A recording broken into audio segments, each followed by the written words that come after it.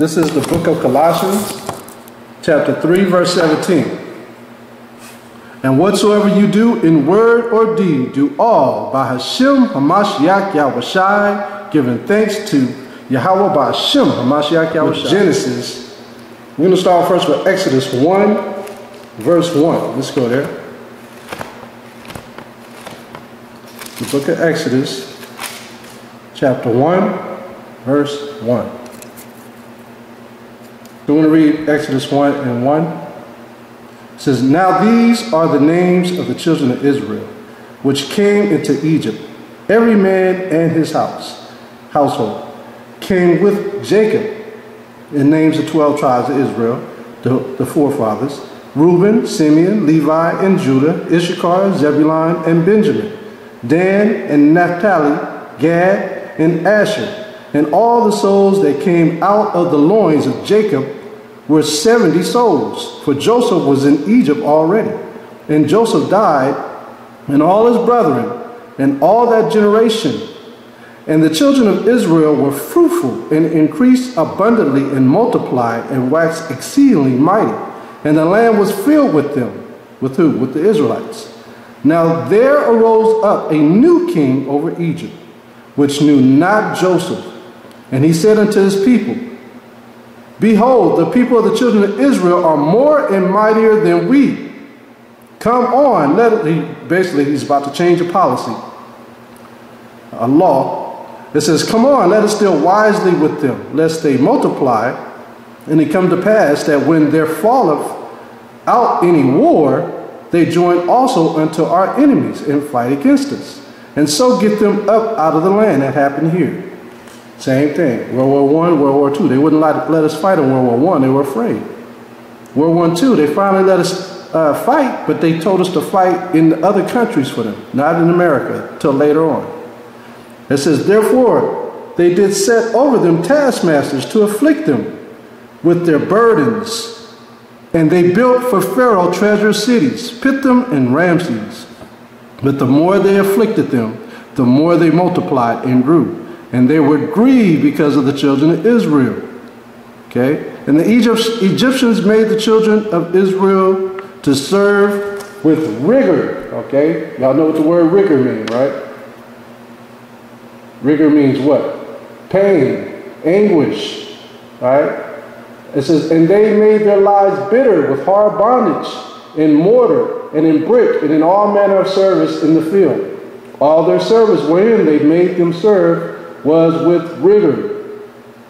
And the king of Egypt spoke to the Hebrew midwives, of which the name of one was Shipra, and the name of the other Puah. And he said, When do you do an office of a midwife to the Hebrew women, and see them upon the stools, if it be a son, then ye shall kill him. But if it be a daughter, then she shall live. So right there, you got what? That's what's going on now in Planned Parenthood. Same stuff that was going on then. So when you look at all of this, we were serving this captivity with rigor, with pain, with anguish, with sadness. Okay? It's the same thing today. Pain, anguish, sadness, wanting wealth. You know, we wanted all those things. Okay? And so now the way they do that is with credit. You got to have some form of credit in order to have anything today. If you don't have any credit, you don't have any debt, they don't want to deal with you. Okay? So they force you to get credit. This is a form of rigor. You have to work to pay your debt here. The more debt you get, the more jobs you need. And then when the debt gets too much, or you pay your debt, then comes the taxes. More debt. The whole purpose of this particular Egypt, because this is another form of Egypt, is to keep you in debt. Just tell me what your name is. My name is Fountain Hughes. I was born in Charlottesville, Virginia. My grandfather belonged to Thomas Jefferson. My grandfather was 115 years old when he died. And now I am 101 years old. That's enough. She used to work, but what she made, I don't know. I never asked her. You just go ahead and talk away there. You don't mind, do you, Uncle Fountain? No.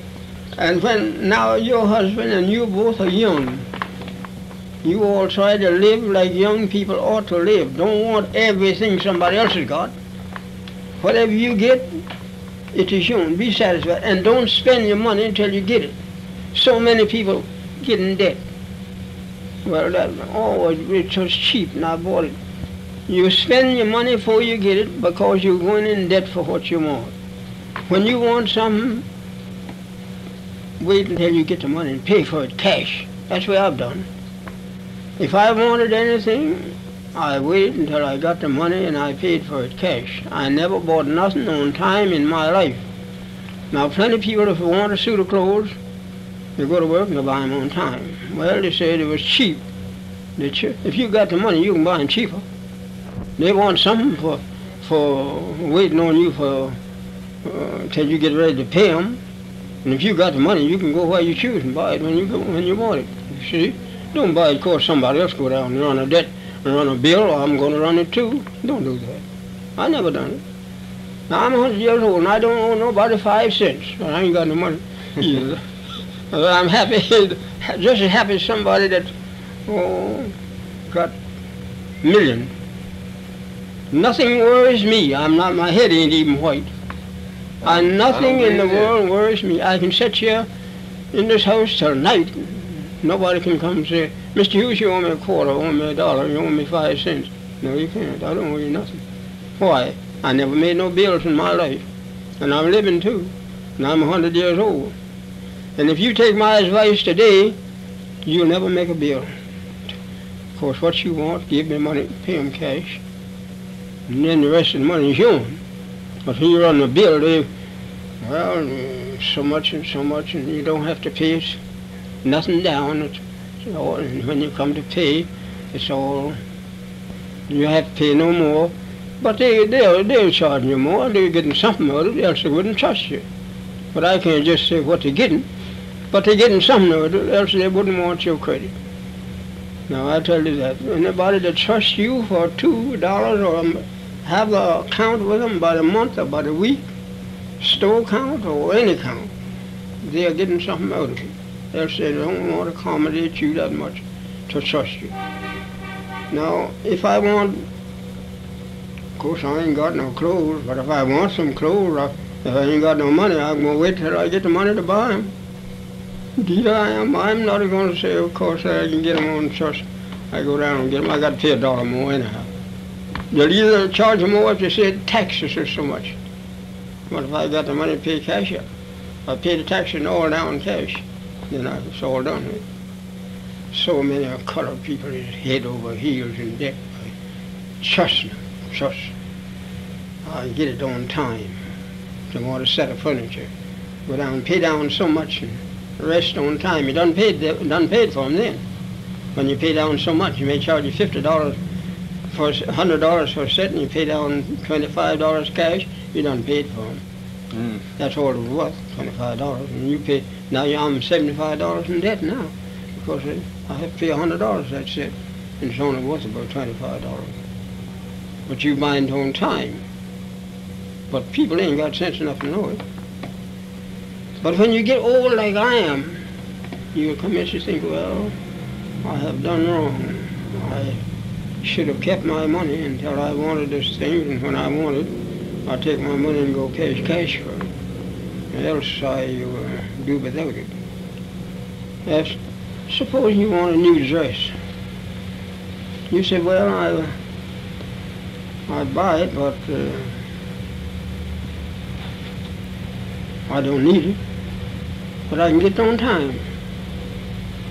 Well, let's go down to the store today and get something on time. Well, you go down and get dressed on time, something else, and I want that to sell that to you on time.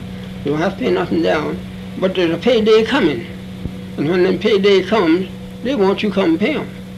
If you don't, they can't get no more. Well, if you never do that, if you don't start it, you will never end it. I never did buy nothing on time. I must tell you on this. I'm sitting right here now today, and if it's the last word I've got to tell you, I never even much as tried to buy a shirt on time. And plenty of people go down to the store and buy $3 and $4 for a shirt. $7, $8 for a pair of pants. Of course, you get them on time. I don't know, no. I say, I buy some for $5. Of course, I got the $5. I'll pay for it. I'm done to that. You talk about how old you are, Uncle Fountain. Well, how far back do you remember? I remember. Well, I tell you. Okay? And so, therefore, you have a lot of our brothers and sisters who can't maintain a basic living, and so they fall under the unemployment bar, or they can't provide for their families, which sets up what? A community of poverty. And so you have the majority of our people live in the same extreme poverty-stricken areas based on what?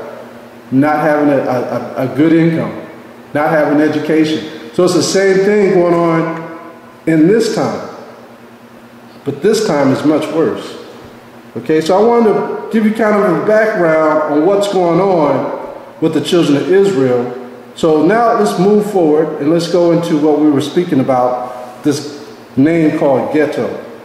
All right, so we're going to go to Genesis 47, and we're going to find out where the children of Israel lived when they were in Egypt. Genesis chapter 47.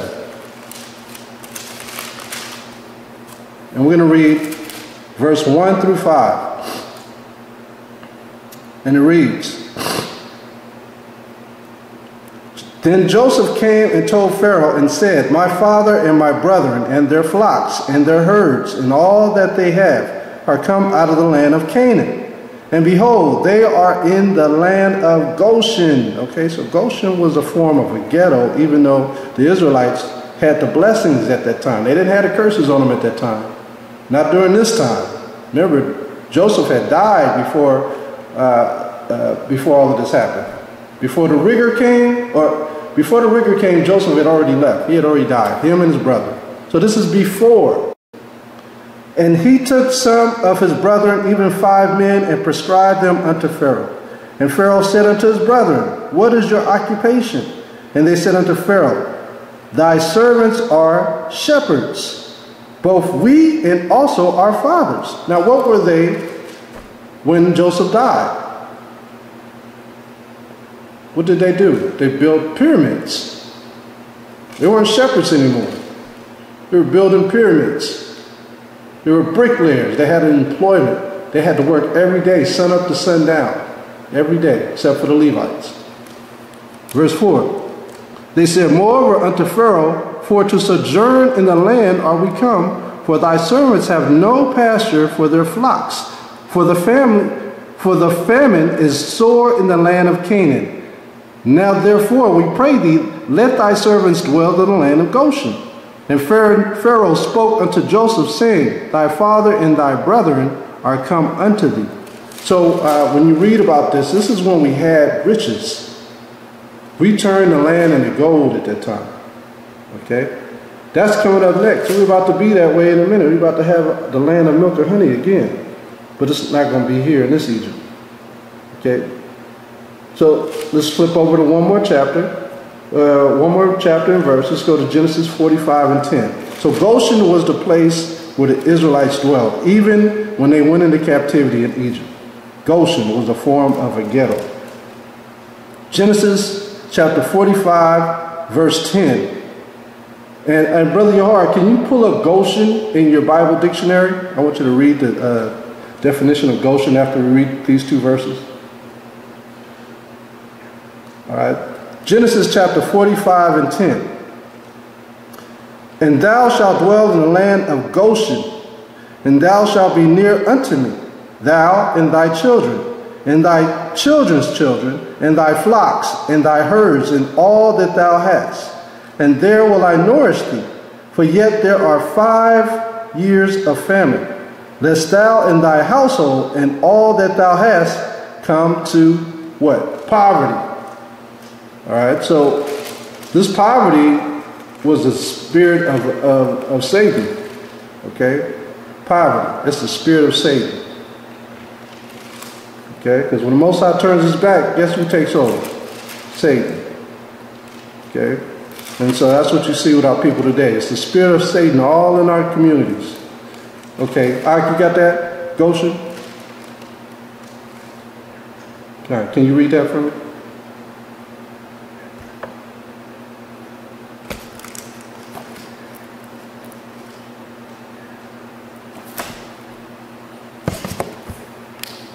Probably meaning mound of the earth. The first definition of Goshen is the northeast section of the Nile Delta region is usually termed the land of Goshen. Here the Israelites under Jacob settled while Joseph was prime minister. That's in Genesis chapter 46. The district is not large, having an area of some 900 square miles, but because of irrigation, is considered some of the best land of Egypt.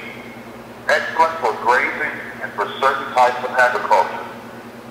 The district has two principal cities, both built for the pharaohs by the Hebrews.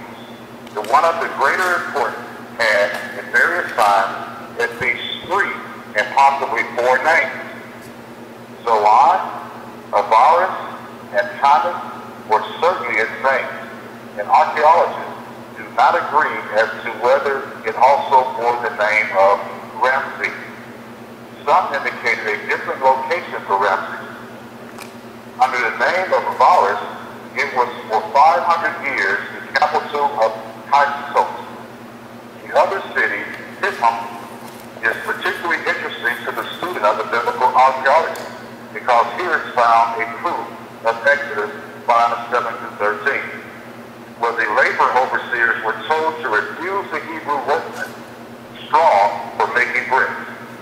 Yet with no diminution of the assigned quota, in a building of Sundown are found 3 types of bricks, beginning at its foundation where straw was used.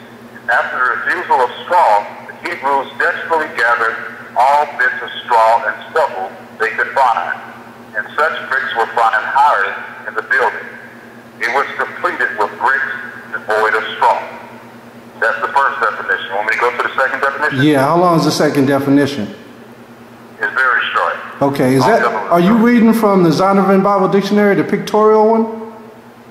Time. Okay. This is the first edition one. Okay, go ahead. The second definition of Goshen is a district of South Palestine lying between Gaza and Gibeon. Its name probably given in remembrance of Egypt. The third definition, a town mentioned with Gibeah, Sokut, and others in the southwest part of the mountains of Judah. Okay. Those were that was the definition for Goshen in this one. I'm not sure. Okay, no worries. Yeah, because the one I got is much shorter. I got the compact Bible dictionary, the Zondervan. And mine is about 5 paragraphs. Basically, it's saying the same thing, what you were saying. But the reason why I just wanted you to know that Goshen was in Egypt, and it was just an area where we dwelled. And like the brother said, we had to irrigate that land because it was one of the worst pieces of land in Egypt.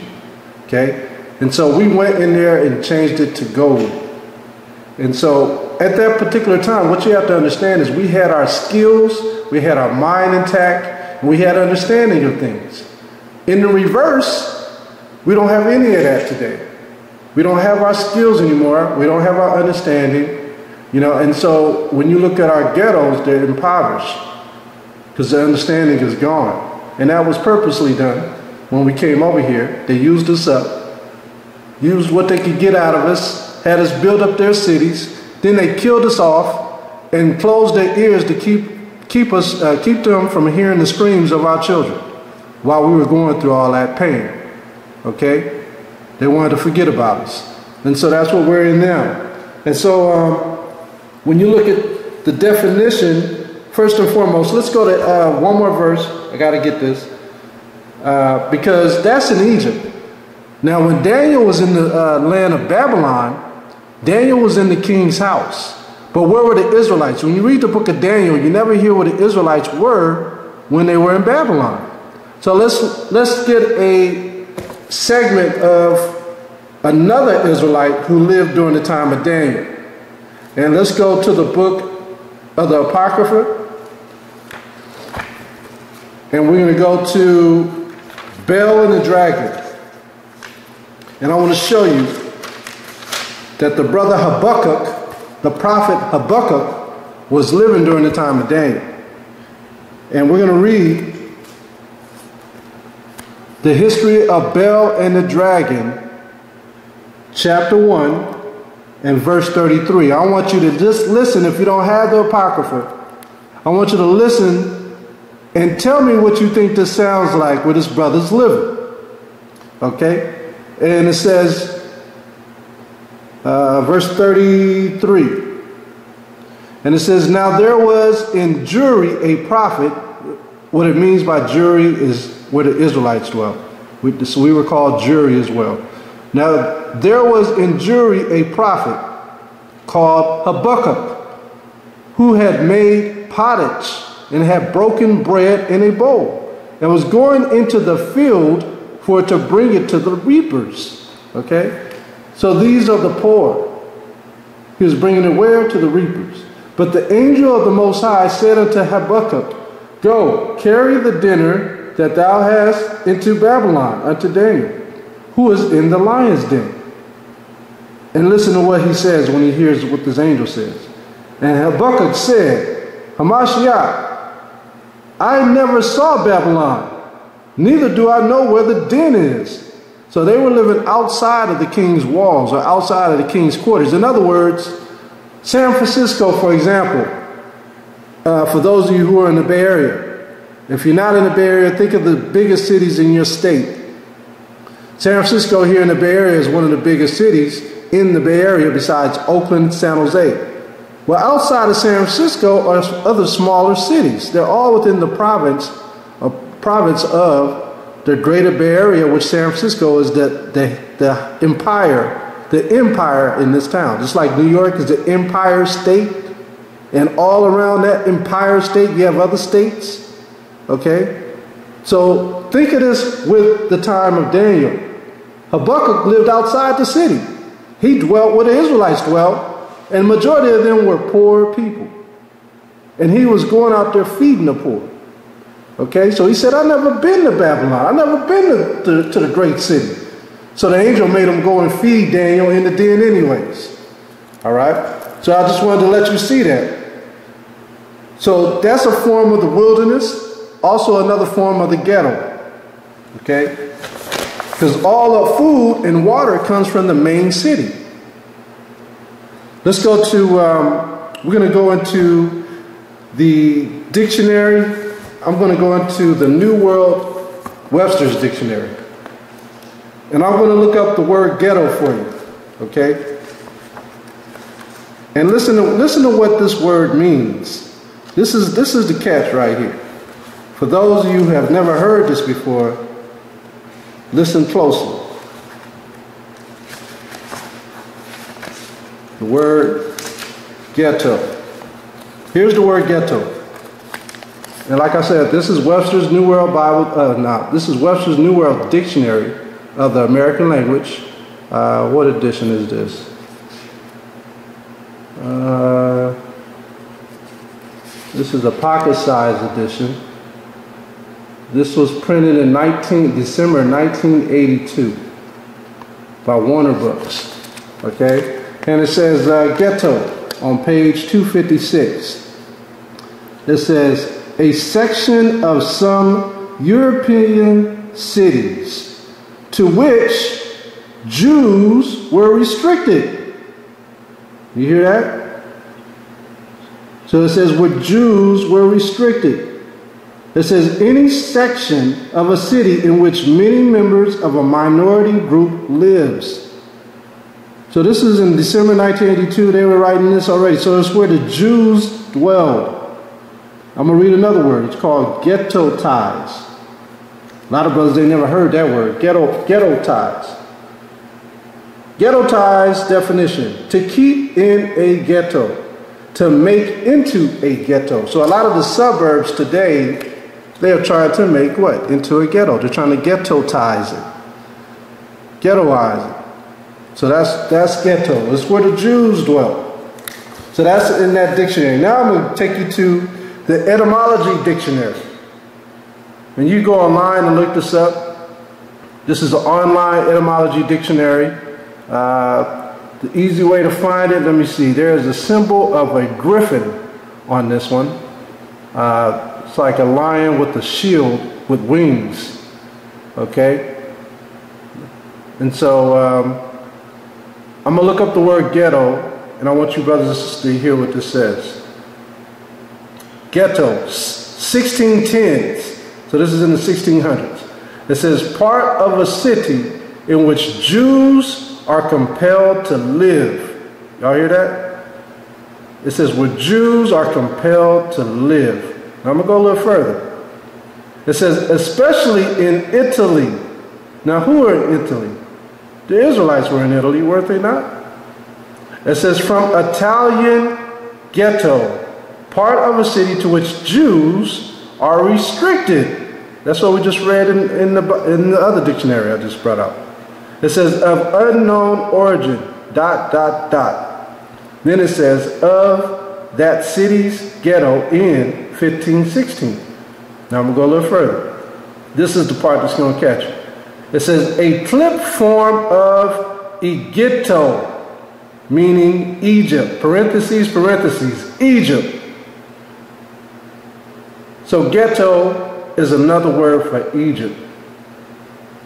Y'all hear that? That's what ghetto means. It means Egypt. So you look at all our brothers in all these ghettos all around the United States, even in other countries, and guess who's in there? Negroes and Latinos in the ghetto, which is another form for Egypt, Ghetto.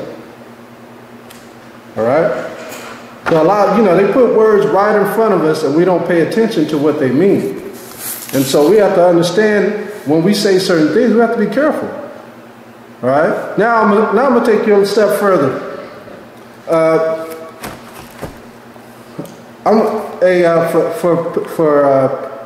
For time's sake, y'all, I'm going to go into the Compact Bible Dictionary. You don't have a Compact Bible Dictionary, do you?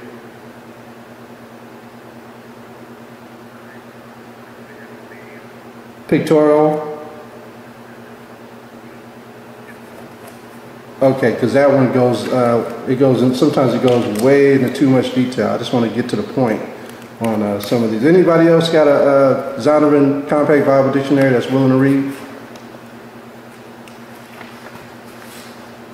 If not, I'll just jump into it because I have it here. Okay, so what I want to show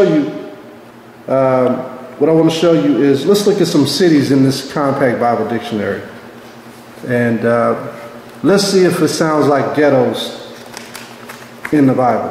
First one I want to look up is Corinth, like Corinthians. Let's look up Corinth, and let's see what happened to Corinth. Let's see if it sounds like a ghetto. All right.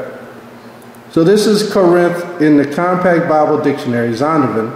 This is page 117. And I'm going to read it. Corinth. Corinth stands for ornament.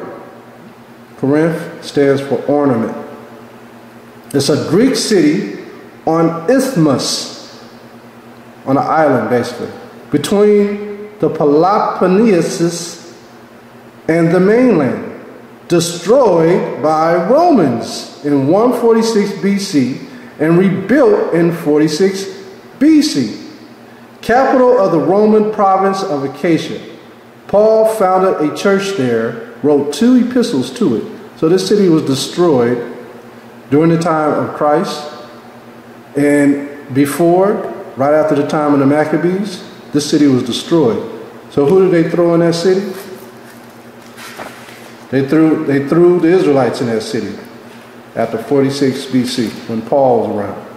That's where they threw the Israelites, in the city of Corinth. Okay? All right. So let's look up another word. Let's go to Rome. We're going through the New Testament. Let's look up Rome. Like, you got a book called Romans. So I'm going to start on page 509 in the Zondervan Bible Compact Dictionary. I'm going to read the first sentence, and then I'm going to drop down. Okay? This is Rome. It says, like Babylon became a symbol of organized paganism in opposition to Christianity in the Bible. Okay? Now I want to drop down to the last sentence because this is important. You guys got to listen to this one. It says, Paul would enter by the Capena gate. Okay? Now, just so you brothers and sisters know, when they had ghettos, they always had gates around the ghettos. Did you guys hear me? They always had gates around the ghettos, and they normally had soldiers who stood at those gates to keep the Israelites restricted. Okay? And so now today, what they use as gates is liquor stores. Those are a form of gates now. They keep you trapped in the ghetto. Okay? Hair suites, barbershops. You know, all these types of stores keep you trapped in the ghetto, where you can't leave the ghetto to go into their neighborhoods. They keep you trapped in the ghetto. That's the whole purpose of those stores. Those are the gates. Now, back in the old days, they had soldiers who had the gates that kept you inside that slum area. Okay? So it's the same thing going on today as it was back then. Okay, I'm going to keep reading. It says, Paul would enter by the Capena gate, his hired house. And it gives you scriptures, Acts 28 and 30. It says, would be in some block of flats or insula, or an insula. Okay, now, let's find out what the word flats is, and we're going to look up the word insula. Okay? So, let's see. So just so you don't know, if you don't know, insula and flats, these are slum areas. Slum areas. So I'm going to look up the word insula in my dictionary book, my Webster's dictionary. See, we're doing a little research tonight. Y'all using your brains tonight. Insula, I-N-S-U-L-A, insula. Insula. Okay, so the word insula, looking up in this dictionary, and think about it. Insula goes with the word insulin, insulation. Okay, so what do you do with insulin? You inject yourself to revive yourself, right? Insulation, to insulate yourself. So insulin. Okay, they don't have anything of that word, insula. What they do have is insular in this dictionary. Insular. It says of or like an island of islanders. See that? So who would dwell in a form of who would dwell in a small convenient area like an island? A ghetto is similar to an island when you think about it, right? When you go into different cities, they take you all through downtown area, beautiful landscaping and all that. Where are the ghettos at? It's like an island. It's way out. It's hidden. Okay? You turn. They say don't turn that way, because if you turn that way, the whole neighborhood is gonna change. That's an island. You know what I mean? So insula is a form of an island. It's like a slum area. It's a region. Let's see. I'm gonna look it up I'm gonna look it up in here on the computer. Definition of insula. Okay. Let's see what it says. Okay. This is Oxford Dictionaries. Oxford Dictionary says definition of insula: in ancient Rome, a tenement in a city, a region of the brain deep in the cerebral cortex. Now think about ghettos. Are the ghettos deep in the cities? Hidden deep in the city so no one can find it? That's a ghetto. Deep in the city. How about that? So that's what a insula is. Let's look up the word flat. We'll look up the word flat here. Okay? I'm gonna look at the Webster's dictionary. It may have it in here. Let's see here. 233. In the Webster's dictionary, flat.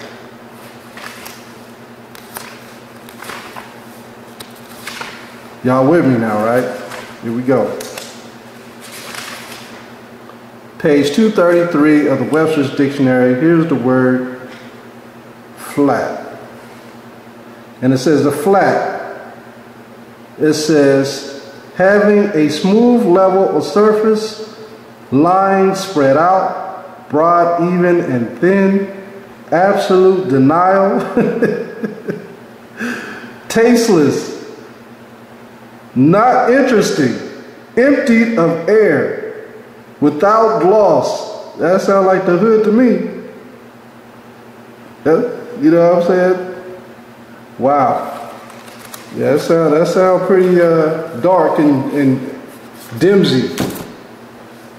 So yeah, so Paul went into these areas. He didn't go into the rich areas. He went into the hood, the slum areas. Okay? So that's where Paul went. As we read in the Bible dictionary of Rome, it says he went into the insulas and the flats.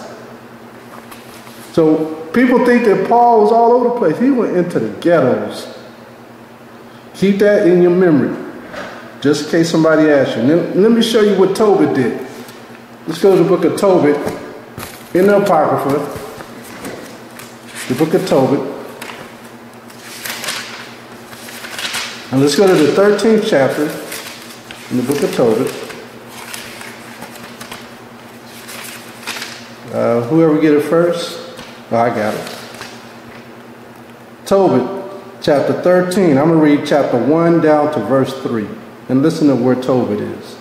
It says, Then Tobit wrote a prayer of rejoicing and said, Blessed be the Most High that liveth forever, and blessed be his kingdom, for he doth scourge and have mercy. He leadeth down to hell, and bringeth up again. Why would he bring you up from hell? What is hell? See, this is how you know that it's not a place where someone's porking you with a fork in the fire. He says, he leadeth you down to hell and bringeth you up again. That is a condition. It's a hellish condition. The ghetto is a hellish condition. Same thing. It says, neither is there any that can avoid his hand. Then it says, confess him before the Gentiles. Hold on, Arkin.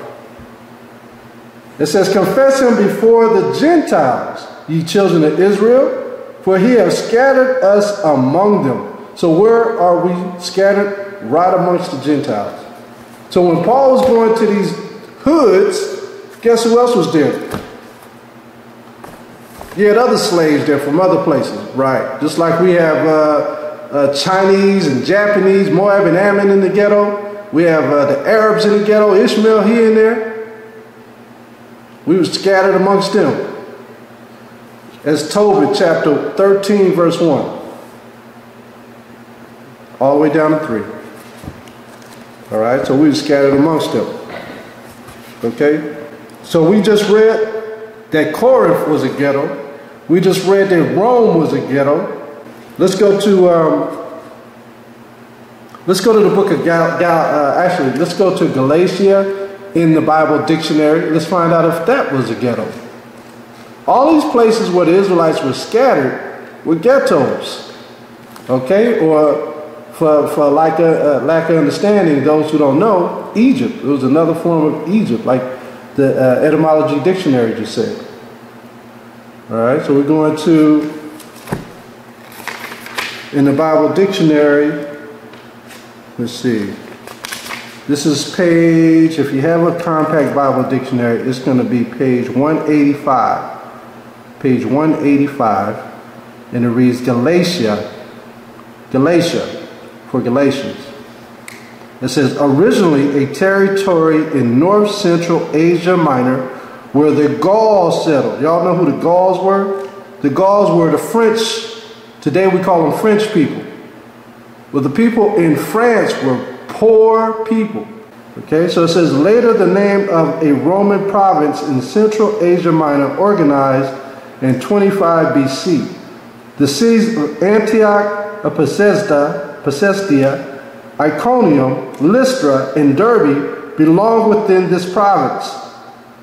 Paul's use of the term, 1 Corinthians 16:1, Galatians 1:2, 2 Timothy 4:10, and Peter's allusion, 1 Peter 1:1, probably referred to the province as a whole. So within all these cities, guess who dwelt there? Israelites. They dwelt in the city of Antioch. That's why they were called what there first? They were called Christians in Antioch first, because there were Israelites dwelling there. All these cities Paul went to, they were all ghettos. Every single one of them. They were in bondage. If they weren't in bondage by chains, they were in bondage under the taxation of Rome. Okay?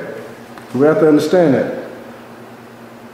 So our people was very, very poor in these parts of the world. You know? They were always in the midst of it. Let's look at another one. One more. Let's go to Ephesians in the Compact Bible Dictionary. One more. Let's see what Ephesians says. And if you have a Compact Bible Dictionary again, it is going to be page 153. Ephesians 153. Page 153. And I'm going to drop down. It shows the epistles to the Ephesians. I want you brothers and sisters to drop down to the last sentence in the 2nd chapter. And it reads, if the Pauline authorship is rejected, the epistle must be ascribed to someone who was fully Paul's equals. But the literature of the first 2 centuries reveal no traces of anyone capable of producing such a writing. So basically they're trying to say that Paul, when he went there, he was challenged more in Ephesia than he was anywhere else. The next paragraph states, Ephesians was written while Paul was a prisoner. So did y'all know that he was a prisoner in the book of Ephesians? His whole letter of Ephesians came because he was a prisoner. So that should give you the understanding why he was talking so softly. Because if he had wrote that the Israelites were the only ones to get salvation, or that Rome, or you know, the providence of Rome, the kingdom of Rome was a devil, he would have been killed in prison. So he had to be careful what he was writing while he was in prison. It says the prevailing view has been that it was written from Rome during Paul's first Roman imprisonment. So Ephesians is where he spent his prison time. So he had to walk on eggshells when he was writing the book of Ephesians. And what do Christians fight us most with? The book of Ephesians. Ephesians and Galatians. That's the 3rd chapter of page 153 of Ephesians. 3rd chapter. Okay, so we have to understand the position of Paul where he was when he was writing these books, because you're talking about a beastly society, which was Rome. The Romans knew how to kill people for fun. That's what they did. It wasn't like America where they throw you in jail and that's it. No, they would have fun. They would use you as target practice. Let's read page 154, and let's read Ephesus. It's on page 154 in the Compact Bible Dictionary. And let's read, I want to skip over the 1st chapter. I want to go to the 2nd chapter, and I want to read the last sentence in the 2nd chapter, which was, yes, last sentence in the 2nd chapter. And it says, Tacitus tells us that an attempt was made to improve the seaway in AD 65. All this stuff happened after 30 AD.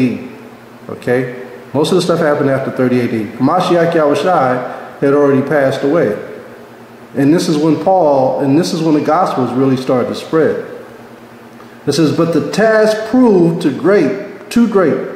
Ephesus in the 1st century was a dying city, given to parasite pursuits, living like Athens on a reputation, a curious meeting place of old and new religions, of East and West. Acts 19 gives a peculiar, vivid picture of her unnatural life. So this was a nesting ground for just strife. Okay? That's what it was. It said it was a dying city. So these were poverty-stricken areas. Okay? So that's what I wanted to bring out about ghetto. But secondly, we have to understand too that when we read about our community that we dwell in, what do we call our communities? We call them neighborhoods, correct? Neighborhoods. What do we normally leave out of the neighborhood? The neighbor. We just call it the hood. But we're leaving out the most important part, neighbor. What did the Most High say? Love your neighbor. What do we do in the hood? Kill each other.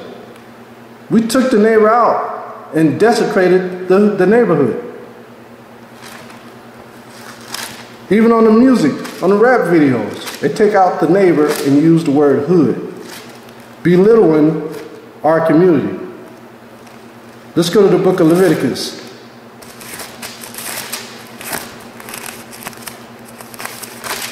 Book of Leviticus chapter 19 and verse 17.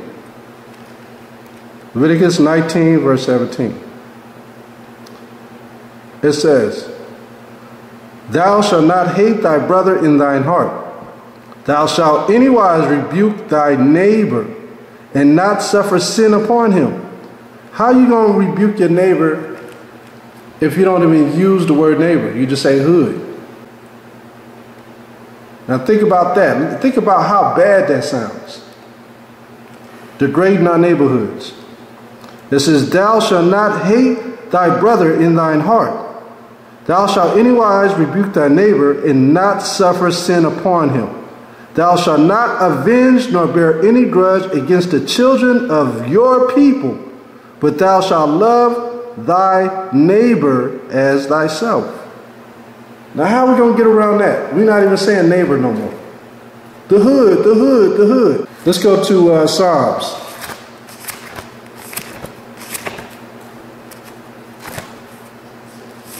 We degrade the neighborhood all day long. The Most High tell us about that. He told us to love our neighbor. They stick us right in the same place. We still hate our neighbor. We in the ghetto. We in Egypt again. In Egypt again with ships. Psalms 101 verse 5. Psalms chapter 101 verse 5. It says, Whoso privily slandereth his neighbor, him will I cut off. Him that hath a high look and a proud heart will not I suffer. Think about the neighborhoods now. Think about the ghettos. What's lacking more than anything when it comes to family in the neighborhood? Men. There's no men in the neighborhoods. None. They're all where? Locked up. Dead. On drugs. There is no neighbor in the hood. Where's the neighbor? It's just women and children. Okay? It's ghetto. It's the ghetto. It's Egypt. Let's go to the book of Mark. The book of Mark, chapter 12, verse 30. Mark 12 and 30. Let's look at what Yahushua said. Mark chapter 12, verse 30. I'll start at 29. And Yahushua answered him. The first of all the commandments is, Hear, O Israel, the Lord our power is one Lord. Do we say that in the neighborhood? No, I'm Egyptian. No, I'm black. No, I'm African American.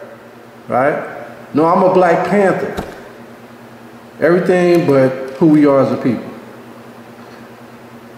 And it says, And thou shalt love thy power with all thy heart, and with all thy soul, and with all thy mind, and with all thy strength. This is the first commandment. That first commandment we desecrate. We don't even talk about the first commandment. And the second is like, namely this, is just like the first. Then shalt thou love thy neighbor.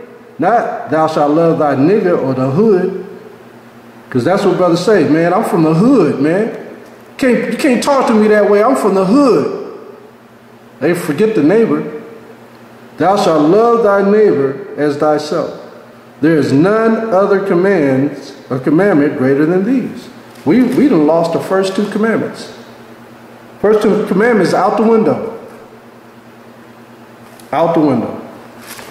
Let's go to Psalms. Book of Psalms. And let's go to chapter 12. I'm just pulling out these neighbor scriptures, man, because these neighbor scriptures, I mean, we could talk about we Israelites all day, but we ain't even doing these first two commandments he told us to do. Psalms 12 and 2. Psalms 12 and 2.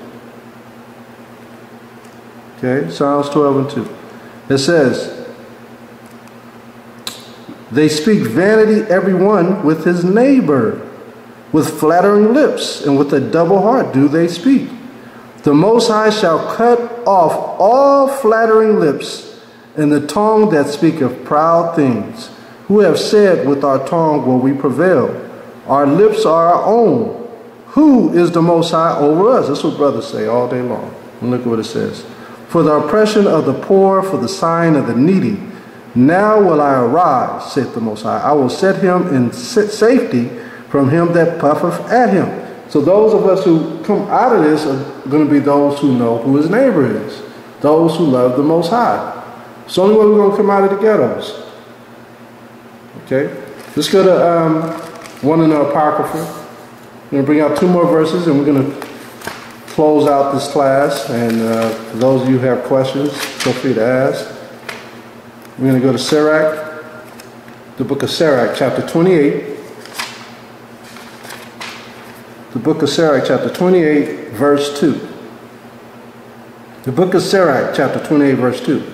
It says, forgive thy neighbor the hurt that he hath done unto you. So shall thy sins also be forgiven when thou prayest. So you got brothers man-hunting other brothers, man-slaying other brothers, waiting on them to pop out of their house. Their neighbor. Because they've been done wrong. Or one of their friends, little Ray Ray, been done wrong. So they got to get him. You know what I mean? Night and day they're searching for the brother. Verse 3. One man beareth hatred against another, and doth he seek pardon from the Most High? He showeth no mercy to a man. That's what our brothers do. Show no mercy. Which is like himself. They don't even know the brother half the time. You know? They're just carrying out a sentence that their homeboy done told them. You've been disrespected. And doth he ask forgiveness of his own sins?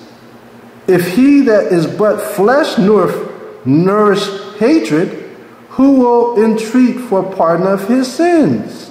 You see that? So the Most High ain't with him. That whole chapter is good. So we got to understand the difference between a neighborhood and a ghetto.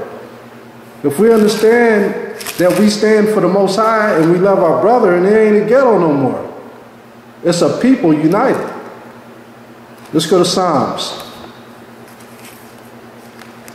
The book of Psalms 31. The book of Psalms chapter 31 verse 11. Psalms 31 verse 11. I was a reproach among all mine enemies. That's what we are. But especially among my neighbors. Look at that. All your enemies, the Chinese, the Japanese hate you. You know, the so-called white man hate you. The Arab hate you. Shalom, guys. This is Ebony. So when you were saying that it says love thy neighbor, is that meaning within the 12 tribes, or is that with all the nations? Or that's within the 12 tribes of Israel. Your neighbor is your brethren. In Leviticus 19 and 17, it tells you your neighbor is your brethren. But before we go there, I'm gonna show you something in the Compact Bible Dictionary. Okay. And I'm gonna go to the word neighbor in the Compact Bible Dictionary. I want you to hear this. Okay, you can blame whoever you want to blame, but you got to blame yourself and your forefathers for falling off. And listen, you got to come out of that mindset, neighbor. Okay, it says commandments. I pray that the Most High wakes to 10 deal with the duties toward one's neighbor. In the Old Testament, which is still in effect, sister, In the Old Testament, neighbor meant one who lived nearby, a fellow Israelite. You hear that? Oh, okay. So neighbor is your fellow Israelite. It says in the New Testament, a neighbor referred to anyone for whom Christ died. See, this is where Christians do the twist. Right. So the neighbor is talking about your people. So when Yahushua was giving parables and he talked about the Samaritan, they came and helped the man who was laying on the side of the road. Do you know that parable? The Good Samaritan? I'm sure you heard of the Good Samaritan story. Where, where it was a man who was down on his luck and needed a way to a hotel, and one man passed him, and he was a Levite priest. He went right by him. Right. Another man passed him, saw him, was an Israelite brother, went right past him. Then a Samaritan man came by, saw him, picked him up, put him in a hotel, paid for him. That was a neighbor. That was an Israelite. That was an Israelite of the northern kingdom. Okay. So a lot of people don't think that Samaritan was just an average old man. No, that was an Israelite who dwelled in Samaria, because when you read the book of Isaiah, it talks about how we were dwelling in Samaria. Okay, and we were called Samaritans, the northern kingdom. So yeah, neighbor means fellow Israelite. So when you read Leviticus 19 and 17, we read this earlier, but let's go back. Leviticus 19, 17? Yes, ma'am. Let's go there real quick. Leviticus 19 and 17.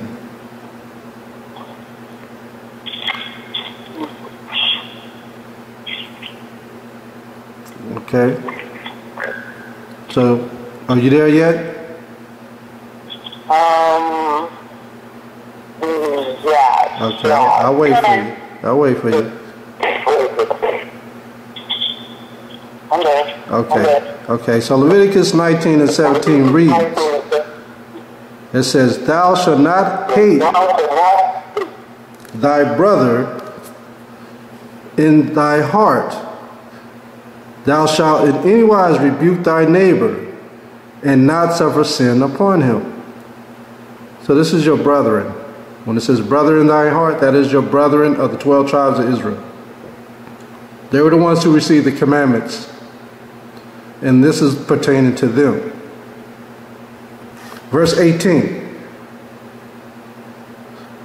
"Thou shalt not avenge nor bear any grudge against thy children of your people." That's why I say your first time I said it, so you brothers and sisters can catch it. So it says, "of your people, but thou shalt love thy neighbor as yourself." So this is regarding our people, the Israelites, fellow Israelite. So yes, sister, it was talking about brothers and sisters who are part of the 12 tribes of Israel. Okay. All right. But remember what the Most High told us through Yahushua, to be at peace with all men. Even though they may not be your neighbor, he said to be at peace with all men. All right? Yeah, this is Reggie. You know, I know for sure that in Christianity, they teach that the Sumerian were a totally heathen nation. That's why a lot of people in Christianity tend to believe that when you refer to your neighbor, you're talking to all people. And that was another lie too that they taught us. I want to show you this so you can have it, so you can have some information based on that. I want you to read Isaiah chapter 7. Let's go to Isaiah chapter 7, verse 8. I want to show you that the 10 tribes who are called Ephraim, and sometimes they were called Israel. Most of the time they were called Israel, but even back then they were also called Ephraim. Ephraim was the head of that tribe, like Judah is the head of the Levites and the Benjamites, and so Judah, the southern kingdom, is Judah, but the northern kingdom was Ephraim. So it says here, Isaiah chapter 7, verse 8. It says, "For the head of Syria in Damascus And the head of Damascus is Rezin. And within 65 years shall Ephraim be broken. That is, that it be not a people. So Ephraim was a strong vessel. The 10 tribes were a strong vessel in that land, but they gave him a number sequence of the time that it was going to take to defeat him and break him down to being nothing. Okay? Nothing as far as not having any power in that land. Although they were still there, they were just broken down like we are here in America. We're a broken people in America, but we're still here. And so it says, and the head of Ephraim is Samaria. So it's telling you that the 10 tribes were Samaritans. Ephraim was the head of all the 10 tribes. They were Samaria. And the head of Samaria is Ramallah's son. If you will not believe, surely ye shall not be established. So that's why you have to understand the trickery of Christianity. They try to teach you, like the brother Reggie said, that all Samaritans are heathens. No, it was the Israelites who were scattered, and mostly a lot of us dwelled in Samaria. We were just a broken people. Okay? And so that Samaritan that helped the brother that was on the side, the Samaritan story, he was a fellow Israelite. I think you are, and Shabbat Shalom to all the Akim online. And it's a good topic that you brought up, and that it really brings it home to who we really are, as if we didn't know. But for all the brothers and other ones that don't know, this is a very good seed, that we can plant into the minds of people. So all praises to Abanawa Yahweh Ba'Shem Mashak Yahweh Shah. And in saying that, I want to read one other thing. It's very, very brief, and then I want to make a comment. Because in this long, drawn-out version of the Zonderbrans I have, when they went into Rome, when he mentioned Rome, he gave a definition for that insulae in here. And I just want to read what that definition is under that Rome topic that you brought out. But it gave a definition for insulae. It says insulae are tenement houses. Which were to become another characteristic feature of Rome, in which to suggest the overcrowding, the squalor, and slums of the early capital. Wow. So that was, isn't that it? Put in those words, overcrowding, the squalor, and slums. And then a comment, I want to bring it fast forward to now, because we all know about our captivity here in this second Egypt, this land that we find ourselves in now. And it's strategically done. Though it's always been, as you brought out, all those times that we were dwelling in those parts of the land, and we always kept that way. But what we can really, it resonates with us, that we can really look at is, I was raised in the South. I was actually born in Chicago, and it was actually in the slum part, and we moved back to Mississippi, of all places, where my parents were from. Now, one thing about the South, after the slavery of 1865, due to Jim Crow and all the things, watch how Israel, every bit of Israel that was on the North American continent, suffered in the same manner. As you brought out, as far as these ghettos, that is, our slums, the curses, and where we actually reside during those curses. And even in the South, they put us in places, they call it the other side of the tracks. And that's where you always heard that term that was back there. So you had the Israelites, the so-called African Americans, who were put into these areas that were impoverished, tremendous in poverty, with no plumbing and things of that nature. My best friends, the friends I grew up with, have been what they call the shotgun houses, and so forth and so on, have roach infestation, and just slums. I don't have to go into all the detail, but what I want to get to is then a lot of the so-called African American Israelites, the Judeans that were in the South, they wanted to head to the north, but they say things are much better in the north. That's why we had a plight of a lot of us from the deep South to the north, namely Chicago, Detroit, and all those areas. And they systematically put us in projects. We're thinking we're getting moving ahead, but we're still in the slums. Those tracks are still predominant on the west side of Chicago and the south side of Chicago. Those areas, those projects were infestations, slums, and we didn't have anything. So when you don't have anything, the next thing is violence against your brother. So automatically, by that impact of a ghetto, it puts us where we're at the lowest point we can be. We think we're getting something because now we don't have NASA, we don't have the so-called prejudice in our face as it was in the Deep South, but yet we're still taking steps backwards because now we're compacted, impoverished, where we start robbing ourselves, slanging dope that they feed into the communities. We all know the story, and that's what's happening to the community. It's the same thing. And now you see the same thing happen. I deal a lot with GAD, that some of you all know, which are the so-called Native Americans. And again, they had the same impact in America. They were put on reservations. And in any reservation, if you go to, most people now look at casinos and they think that, oh, they live in large.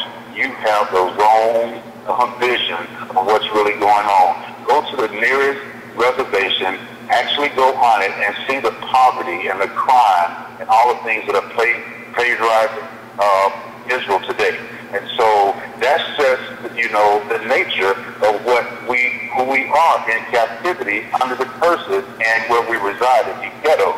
And even now, I'm going to say this last point, now we kind of feel, oh, we get a piece of the pie. We're the Jefferson. Now I got a piece of the pie, right? So we think we're moving on up. And now we can live in certain communities and whatnot. But if you look at the stats, when you look at the population, or you look at the stats of wealth and what we actually have as well, they don't already broke us as far as our will to know who we are and so forth. And now we think we're moving up, but we still have problems getting loans. We still have, our people are the least people. I say our people, I'm speaking of the so-called Hispanics, African Americans, and the so-called Native Americans. We are at the bottom of every category of wealth and having home ownership and those things. So what do?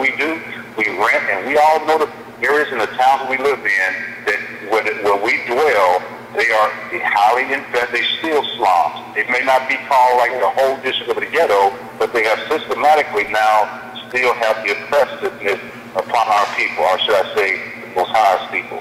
And so that is just, I'm glad you brought this out. I don't want to be too long-winded, but it's just the systematic approach of how we reside still in that state. Even if one or two may come out and have a nice home and have this and blah, blah, blah, but our people are still suffering and living in the so-called ghetto where Jews reside. So I just want to bring that up.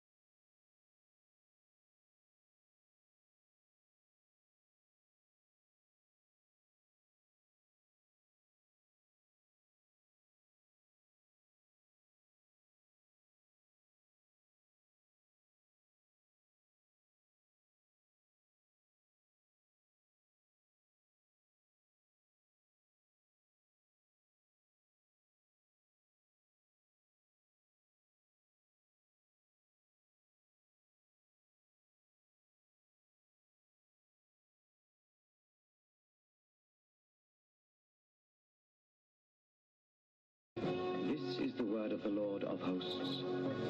I took you from the pastures and from following the sheep to be prince over my people Israel. I have been with you wherever you have gone and have destroyed all the enemies in your path. I will make you a great name among the great ones of the earth. I will assign a place for my people in Israel.